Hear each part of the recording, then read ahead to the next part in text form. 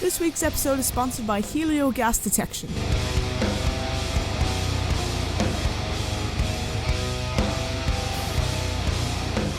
Hey everyone, this is Letty for the Smashing Skull Sessions. I'm joined by John from Cancer. John, how are you doing? I'm doing well. I'm doing good. And how are you? I'm all good. It's a Friday evening, 7:30. Excellent way to be spending it. Cannot wait for our little chat. Great. Awesome. Great stuff. Where are you based, Letty? I am in Tipperary in Ireland. Wow. Tipperary. So just across the pond, not too far.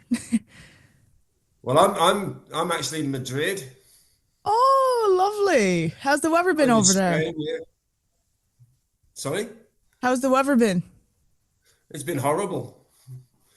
It's been terrible for the last 3 weeks, actually. It's been really rather bad weather. I know my mum and dad have got good weather in the West Midlands in England, but here in Madrid it's been pretty bad, actually.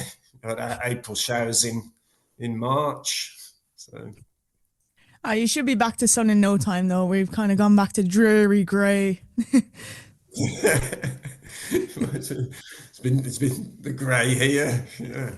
So, the tables will soon turn.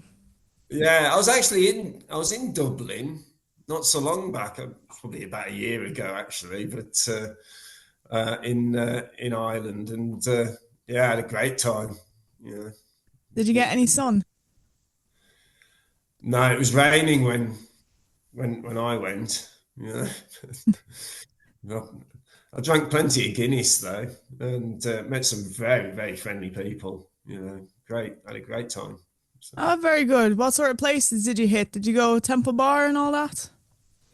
Well, I had a walk down there, but we played Wheelers, which was the venue. So, and it was just, I didn't go too far because it was cold as well, but I did take a wander down Temple Bar and had a look at the post office, the architecture down there and that. But I like Ireland, I have to say. Great music tradition as well. Yeah, with Paddy's Day just around the corner as well, all the traditional heads are coming out of hiding and, hitting the pubs and all that. I love all that. The reels and jigs. That's my type of thing. Exactly. The good stuff. So, to our maybe younger listeners who maybe haven't heard of Cancer before, could you introduce yourself and your role in the band? Oh my gosh. Yes, I'm the guitarist and vocalist, and I was one of the original members who started the band back in 1987. So, and we've had a few. We've had some bit of time off here and there over the years, but I've been back since 2014, and still at it to this day. So that's a great achievement to have. Just be like started in 1989? Was it? It was 87. 87. It was around then, actually.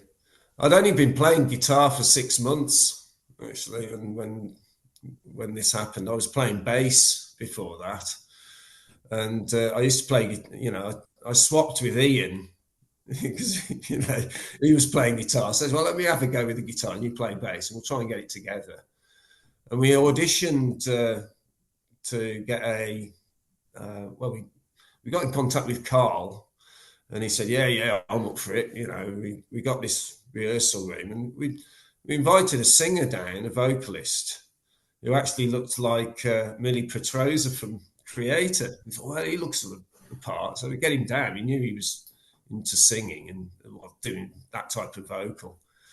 And he didn't turn up. He didn't come, and I ended up doing it to the vocals.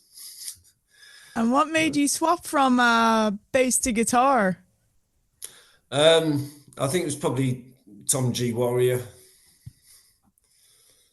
you know.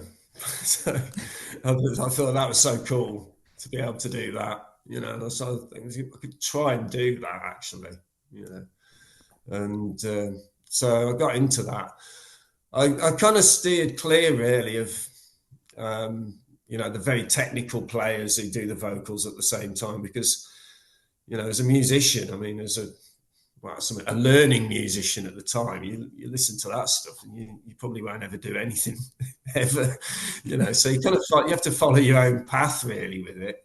And I think that's what kind of got me interested because of doing the vocals as well as the guitar riffs.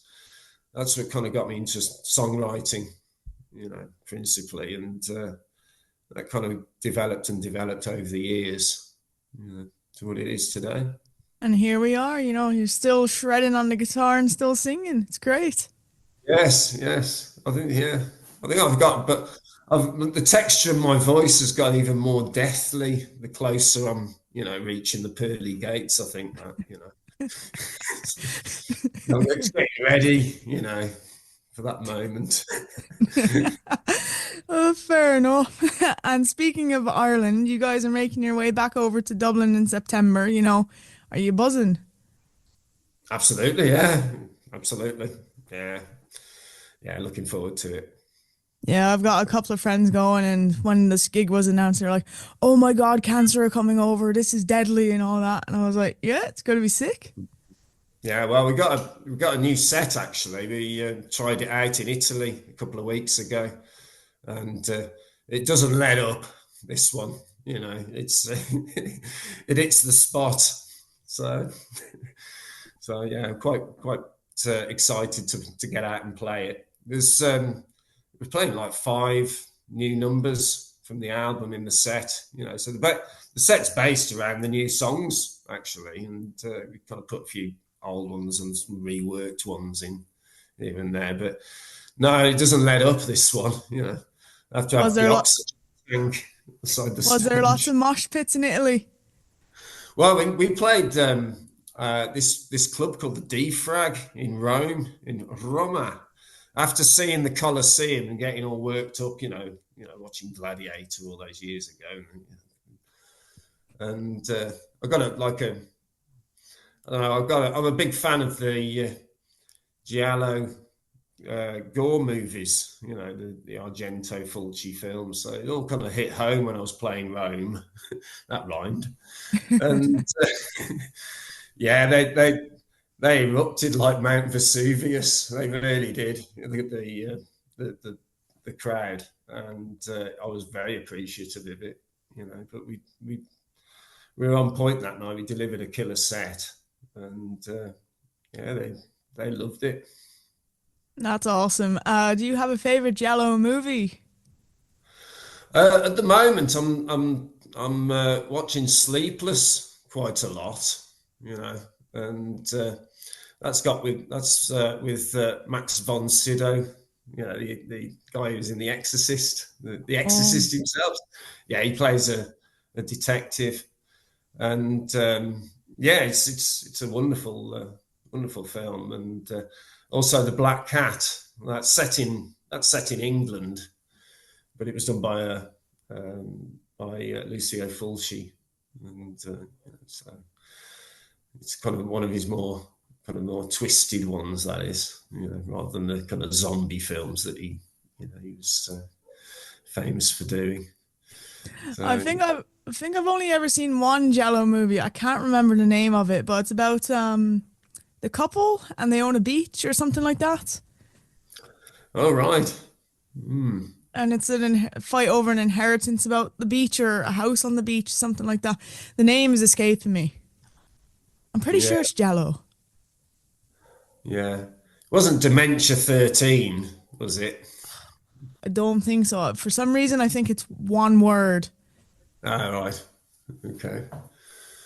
Yeah. I'll have to drop it in the comments when it comes to me. No, there's some good films. I do like them.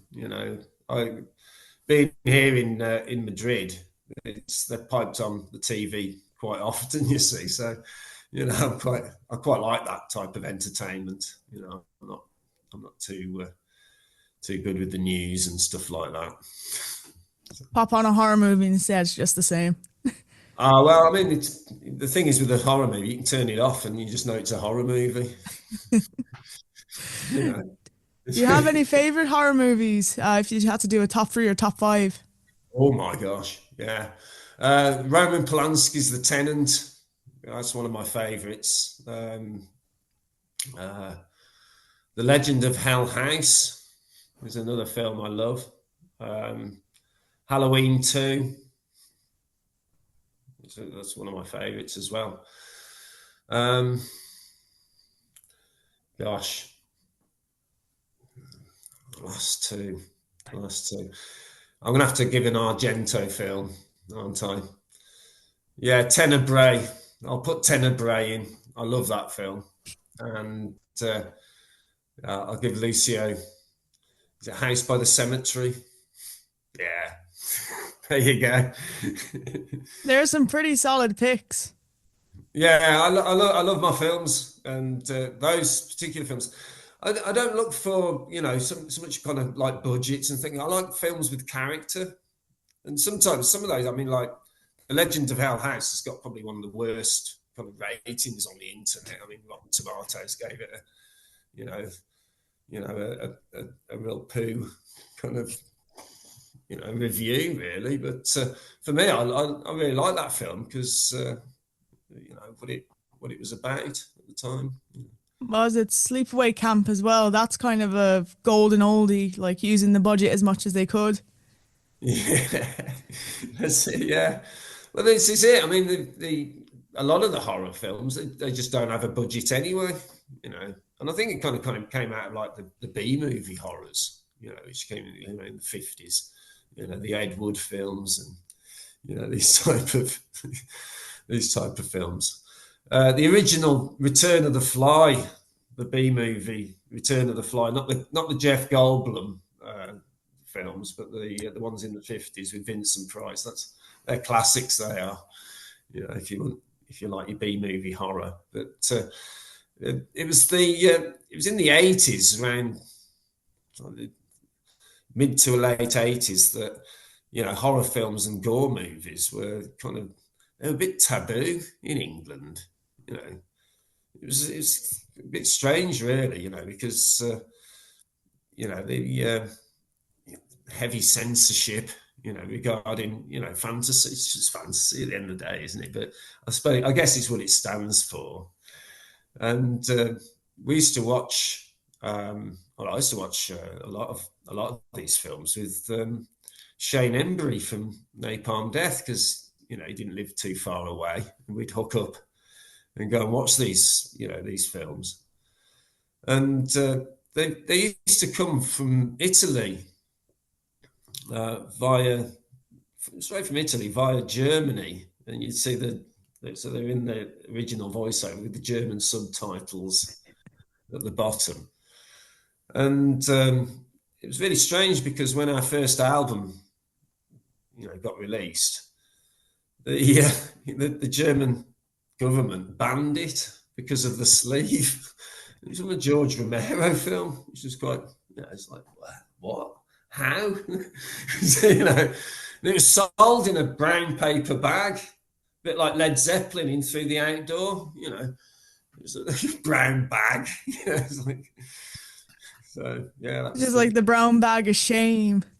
It was, yeah. But in a way, that kind of censorship kind of kick-started and our profile in Germany at the time, So it's really amazing because when I got over there and did some shows back then, I bought a Joe Butterbright necromantic T-shirt. It's like, how? How can I get that here, but I can't get my hand without a brown paper bag on it. So It's mad. What t-shirt do I have on? American Werewolf in London. Recently watched that and it was amazing. yeah, John Landis at his best. The Howling's a good one as well. You should watch The Howling. I've Yeah. been put onto another movie as well. It's called Dog Cops, Dog Police, something like that. Oh, I don't know that one. I It's don't know that. about it's set in England. It's the army and they have to fight off werewolves or something like that. Oh, wow. Okay. Yeah. Yeah, good. Good. I quite Absolutely. like I like the werewolf films, I have to say. They're an underrated subgenre of horror movies. Yeah, well, I mean, it's something that I think you can kind of relate to when if you're like a young, young, I hate to say it, but a young man growing up and starting to get hair in places, and you're like, well, looking at the moon. One of those strange things, actually, in the original, because it's a werewolf in London, I think was the first werewolf film made. And then after that, it was The Wolfman, with Lon Chaney. And it doesn't actually have the moon in it. They just keep going on about this, strange, rhyme, little poem that they've got. They just keep going on about that. You never see the moon in the film, which is quite curious. Interesting take on it, a poem instead of the moon. Yeah, it's like, well, what's going on? But I noticed with the commentaries with that particular film that the guy who wrote it, Kurt Siodmak,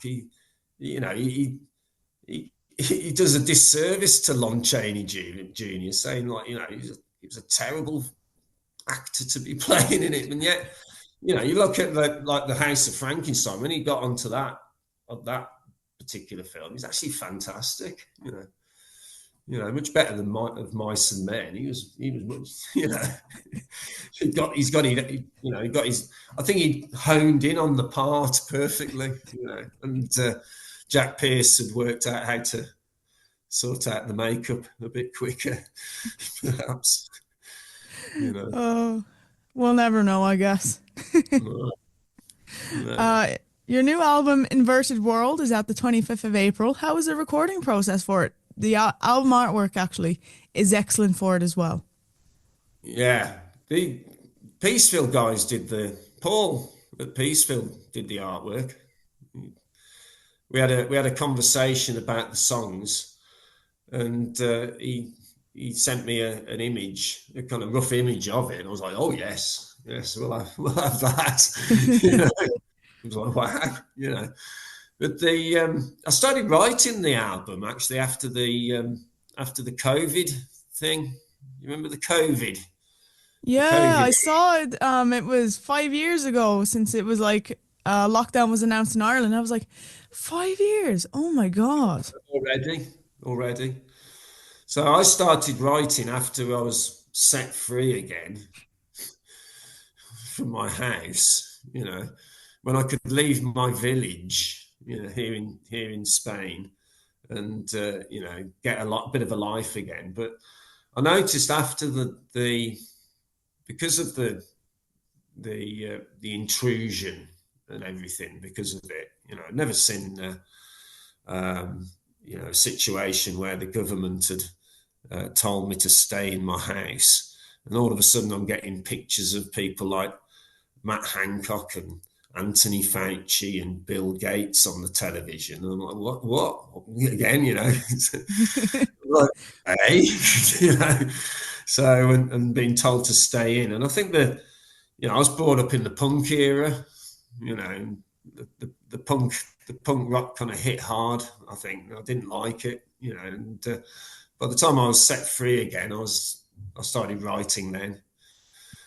And unfortunately, the two guys that were in the band, the long-term members, I'd kind of had enough of doing it and went separate ways. So I had to get another group together, which kind of took the process, quite a long process as well, to find the right players and this, and then play the songs in, and then we started recording it. It was like this time last year.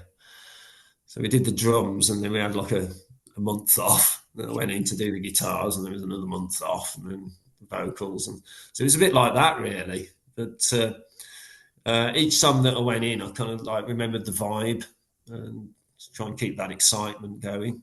You know, so it's usually in previous Cancer recordings that we've done the recordings quite quickly, but with this one it took a bit longer. But I'm happy with the result, I have to say. Yeah, it looks like it's going to be an excellent album. I listened to the first single, Amputate, today. Came out today Yeah. at time of recording. Excellent. Super, super heavy. Yeah, yeah, I'm pleased with it. Did you see the video? No, I only saw it on Spotify. I saw it pop up today. I Oh, was like, oh, I'll have a listen. And I listened yeah. to it, loved it. So now I have incentive to check out the video. Yeah, there's a video. There's a lyric video, which is which I think is great. Companies it fantastic. So, I'll check it out right after this. Oh my God. Do you have a favorite memory from the recording? doing the vocals, doing the vocals. I quite like recording. You know, I didn't you know do I didn't get involved when the bass was being done and when the drums were being done. I'd kind of left what I needed to with them, and they did what they needed to do. And then I kind of got in, and I said to the other guys, "No, don't visit. Stay at home. Stay in lockdown, and I'll do my parts."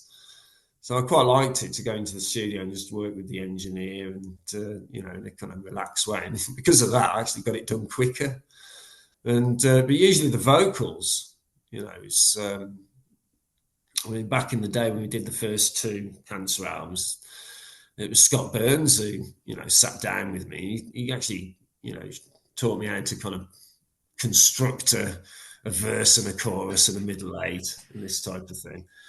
And then I worked with, you know, various other people, Simon F. and me, and people, you know, they kind of like put in their point of view and in some cases put in their ideas of how the lyrics should be. But on this album, it's all me. The microphone was already set up. He'd already got me a great sound. It was like, so, it was a good, yeah, it was a good experience. You know, and I have to thank Simon for doing that. You know, he did a great job. Shout out to Simon. Yeah, yeah. You know, he's from Venezuela. You know, He brings that Venezuelan sound with him. I mean, I think you know, I got told, you know, because I don't really know him that well, but I kind of know him personally, but I don't know his kind of background with music. Apparently, you know, he's into this kind of black metal stuff. You know, it's like, I was like, well, perhaps that's what it needs a bit. You know, somebody, you know, can help me. You know, with my voice, it's just that's what it is. That's all it is, and that's all it's going to be. So it just needs to be captured. And you know, in the past, there's been times when I've gone into the vocal booth and I've basically hurt my voice before they've even managed to get the microphone level set properly. You know, so it's like, God, you know. But this time it was all just set up, you know, and he got me this incredible sound in the headphones. So, you know, it just like inspired the vocal in itself. Which, Awesome. And how do you keep like look after your voice after years of like, you know, growling and screaming? well, I warm up. So the studio from where I live takes about an hour away. So I put, you know, I can when I'm going now, I can warm up in the car, you know, gradually, stuff like that. When I play live, I have a, you know, I warm up backstage, and then when I get on the stage, I have a beer and get on with it, you know. So just to have one beer just to help the delivery, just for the moment, you know.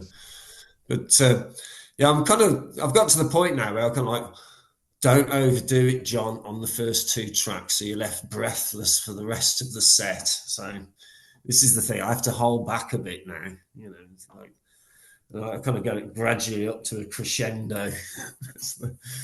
So it's a bit Because like that, but it's, I went to go see Napalm Death, was it a couple of weeks ago, and I yeah. was front and barrier, and even though like there's a microphone and stuff, I could hear Barney like pure screaming, even though I was like there with the monitors, and he didn't need like a microphone or anything like that. It was just like Jesus, the power behind that is amazing.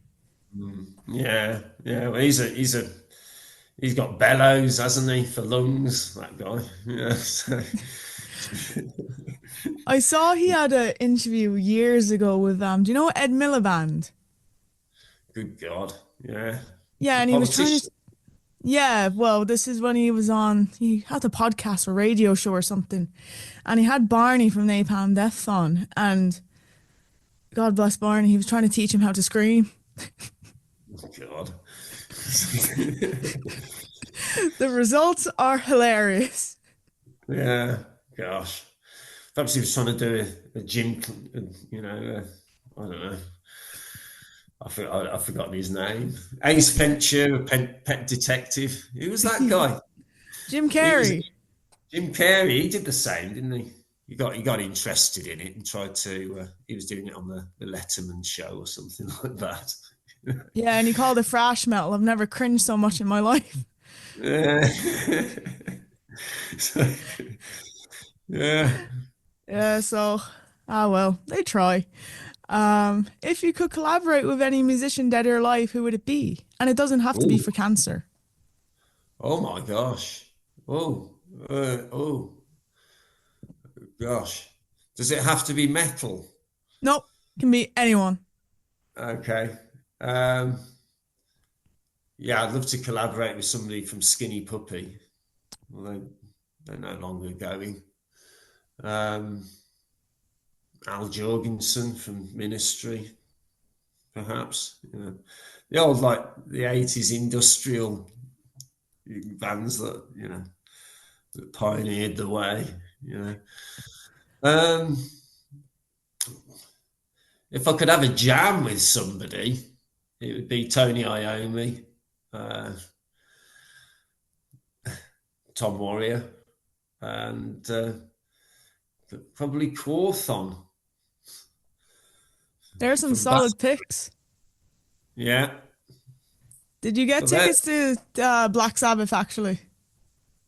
no, I saw them in 2000 around then, and it was at the Birmingham NEC, and they were really good, But um, I got a family, and I can't afford that type of cost. Plus, it means going to England, so I've got to get flights, you see, to get to England, and then stop in Birmingham. I'd Yeah. imagine the hotels are going to be full as well in the I Aston. saw when it was announced, like 15 minutes after it was announced, hotel prices went up by a crazy amount. My mom was looking because she's from Birmingham, and she saw like hotel prices were like they'd gone from like 150 per night to like 700, 800 in the space of minutes, and it was just like it's crazy. Yeah, yeah. I mean, that's awful, isn't it? Really, exploiting the situation for maximum profits. Literally. Taking advantage. Yeah.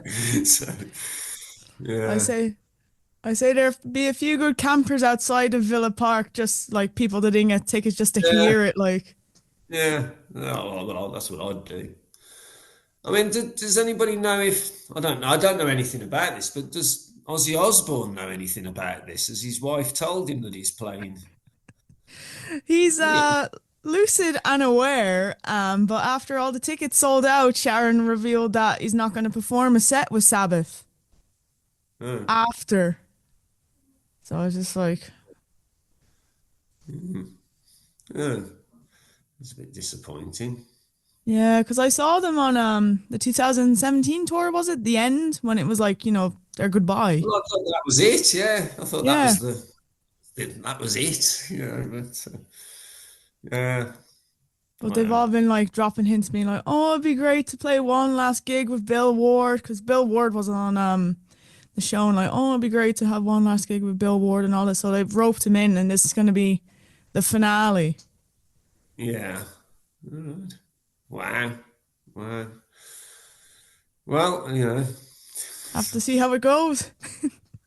I mean, because with all the bands that they've got, playing that day, I think it's just kind of like a an event, isn't it? As an honour, to Ozzy and what he's done for the metal world. Just like Ozzy, we salute you. Exactly. It's for that, isn't it? That's why it's in Birmingham, his hometown as well. Yeah. Good old Birmingham. Yes.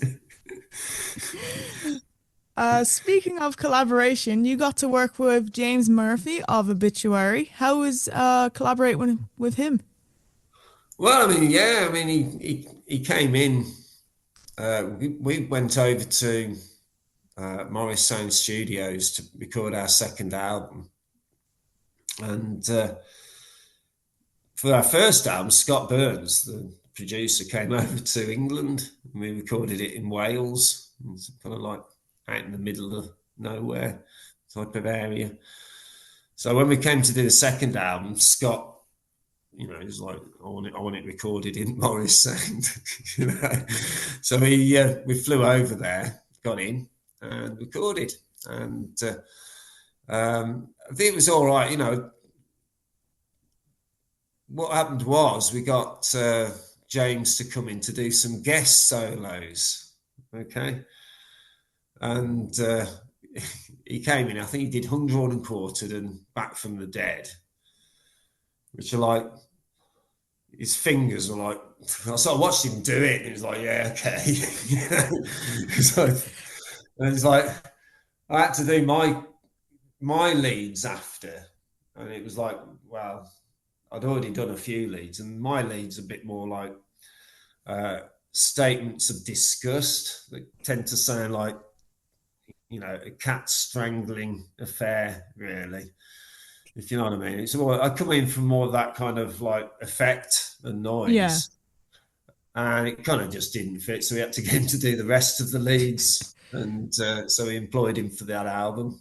And he stopped at my flat when I lived in England. I lived in Telford, and he stopped at my flat, and for 3 months, I got him to show me some of the spiritual healing riffs while he was there.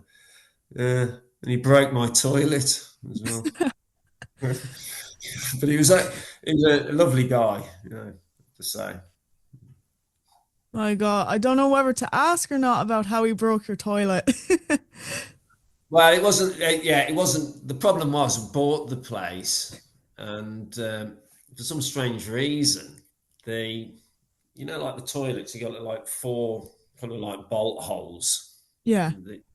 Well, for some strange reason, they hadn't been properly bolted down, and I don't know if he'd been reading on there or something, but he shifted his weight on the one side. He had a crisis, and we had to like kind of go in and sort it out, really. But no, he was a good guy. James was. James, toilet crusher and solo crusher. Well, yeah, I mean, he's, we did listen to a lot of music as well when he was staying. We'd go through, he took an interest in all the music that was coming out at the time, So he was, fully behind the scene and everything. And, what were some of his favorites to listen to over there?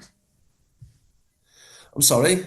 What were some of his favorites to listen to while he was over at yours? Oh, he was listening to.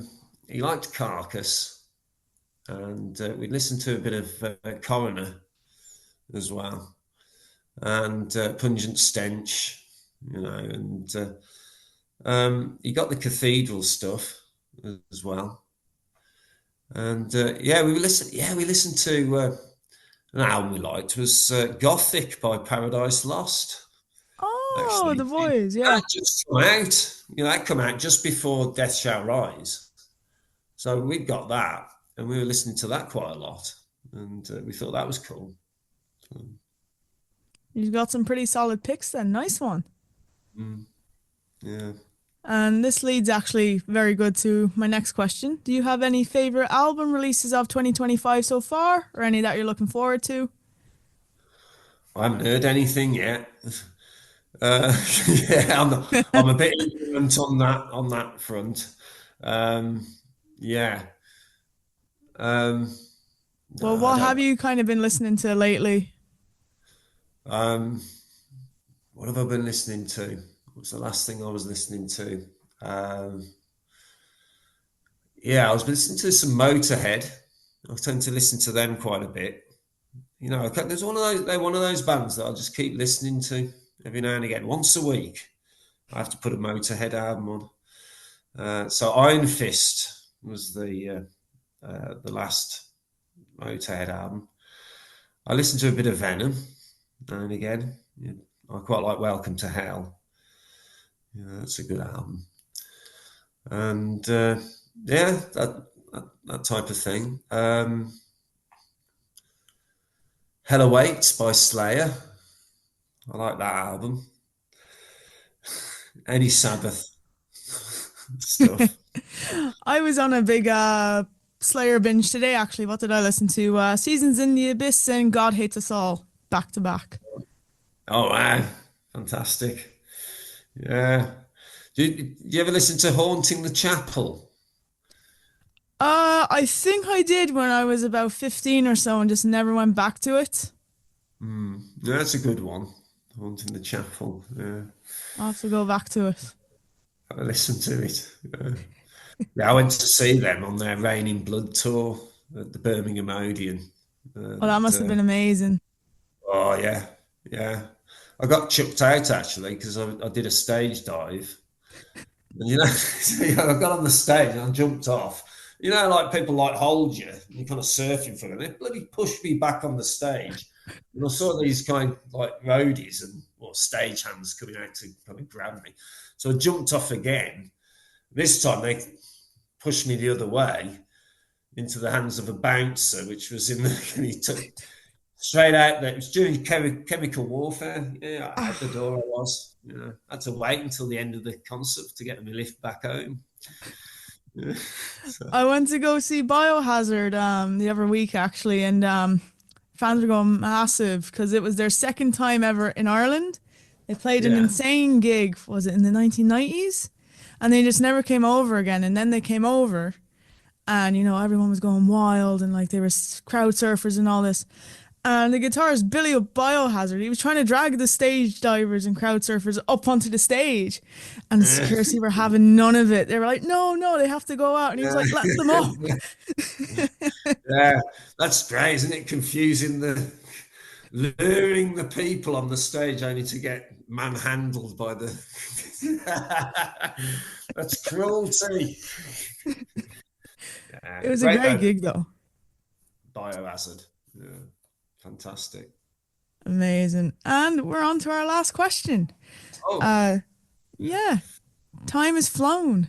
Do you have any advice for anyone wanting to start a band in 2025? Yeah, I have. Go for it. Okay. Don't listen too much to the musical and technical aspect of musicianship.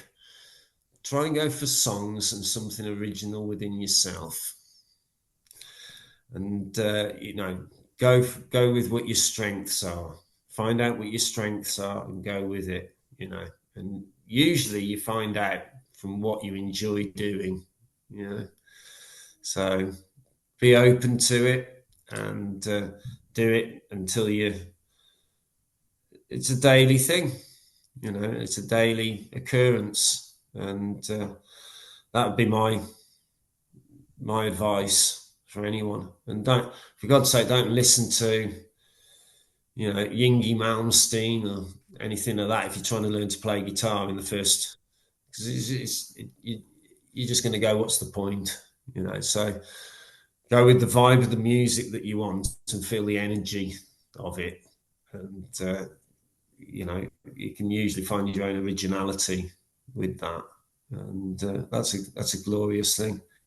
And for me, it's important, you know, to, I don't know, just to say this, because it's, you know, when I've finished, I hope there's other people that are going to carry on and continue doing it, you know, and keep that movement of music going on, you know, whatever it is in metal, you know. Keep the torch burning. Exactly, you know. So, you know, so old Phoenix Nights thing, I'm handing the baton to you. But yeah, I mean, it's that type of thing. So the whole evolution of how music works as well, where you kind of get influenced from, you know, your heroes at the time when you're young, and you listen out and you take your influences. Make sure those influences, I think, are what you really like. Make sure that they're accessible. You know, that's the thing. So I think a lot of musicians today make the mistake where they kind of get fixated on technical ability and this type of thing, and they, you know, they're listening out for the next person. It's got to be a bit more, you say, put it this way, if you were doing a yoga class and you're holding a yoga posture, you don't really want to be looking at what everybody else is doing. You want to be looking at what you're doing yourself. And that's a pretty good analogy to go with this. Not comparing yourself to others, kind of focus on you and your learning. The competing and the comparing, it just makes the whole thing horrible, really. And music's to be listened to, not to be compared with, you know. And it's to have fun. It is, yeah. It is to have fun. And that's the point of Cancer and the new album. It's actually, you know, it's that kind of laughing in the jaws of death type, you know, attitude. You know, I'm not getting any younger, you know, but it's those kind of morbid stories that, in a way, I mean, it's wrong to chuckle about, but, you know, it's what's bringing out the dark side of humanity and exposing it and calling it out is, you know, it can be, when you get onto things like the acid bath murder and stuff, it can be slightly entertaining as well. I'm surprised Alfred Hitchcock didn't do a film about the acid bath murderer, really. There's a quote I live by, and it's what Lemmy says, actually. I saw him say it in a documentary. When you've lost your sense of humor, you've lost everything. Absolutely, yeah. Absolutely. Yeah, no. Don't want to be shoegazing. Yeah. Looking at your shoes. It's like, no.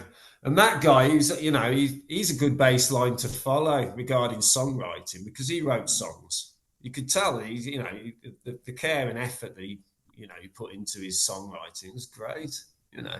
But he lived by his own standards, and he lived the life that he wanted to live. And that's a good example to follow, I think, you know. Lemmy's role model of the year and forevermore. I mean, you know, Motorhead was the first band that I got into.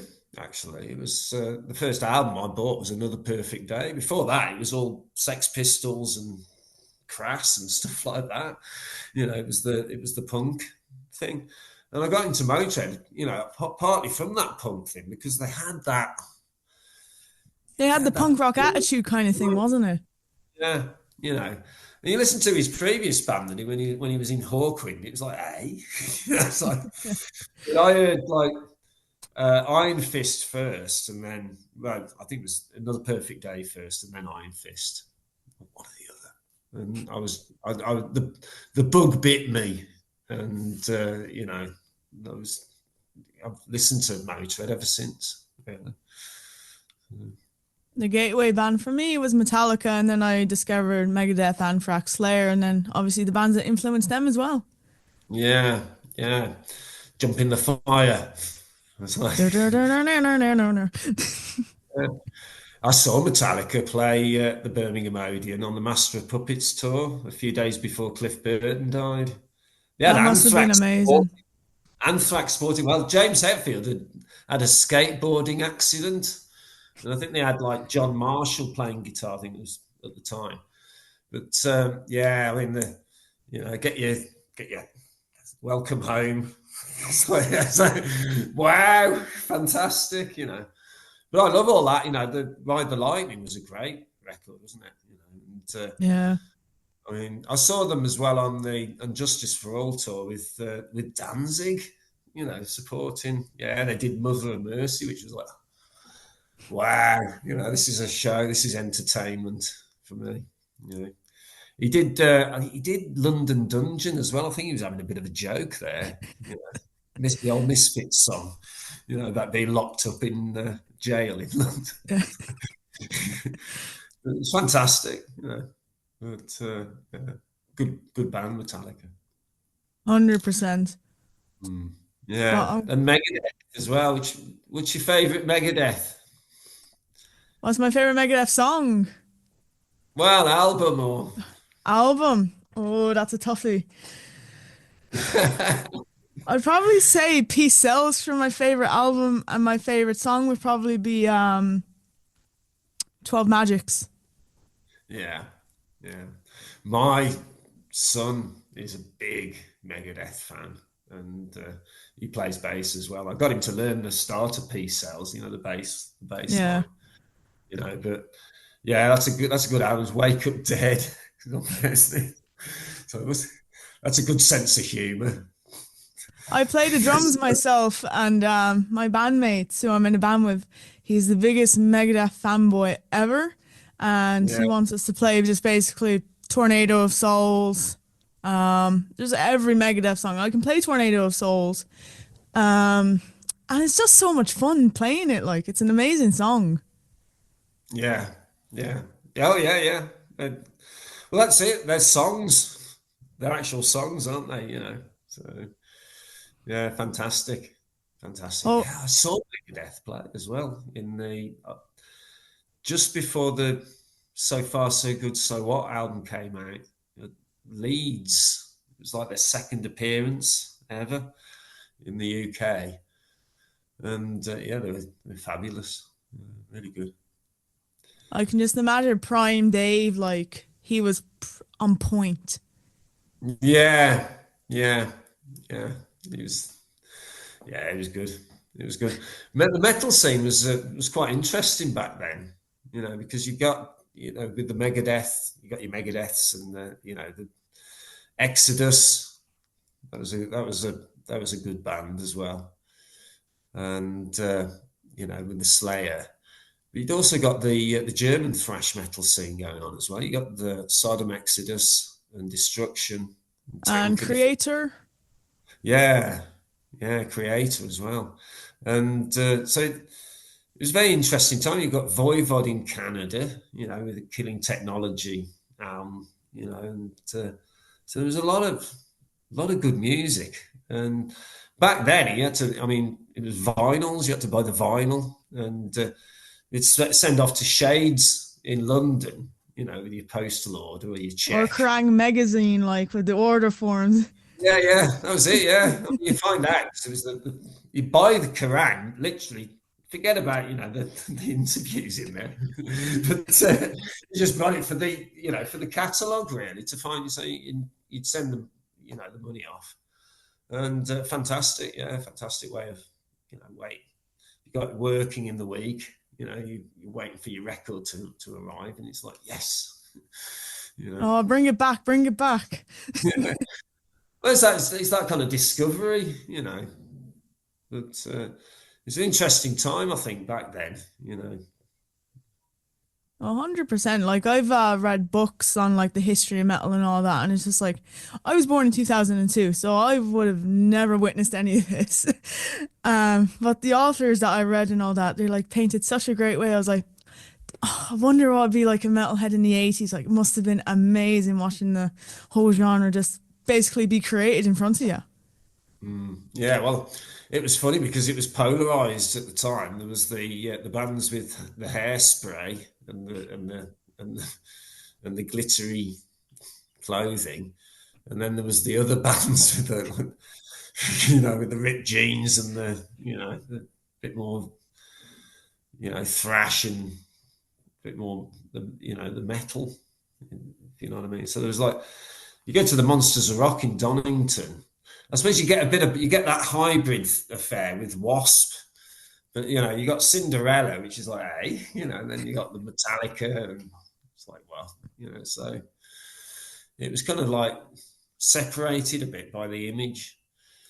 So Because I remember seeing like pictures of like Van Halen and stuff, and I think Pantera was the first band I saw with like, you know, the flannel on and like the cargo shorts and all this. I was like, but they're classed as metal as well. Why do they not dress up the same? yeah, no, it's very confusing. I think it was like so like MTV in the 90s and stuff like that, when Beavis and Butthead, you know, stuff like that was going on.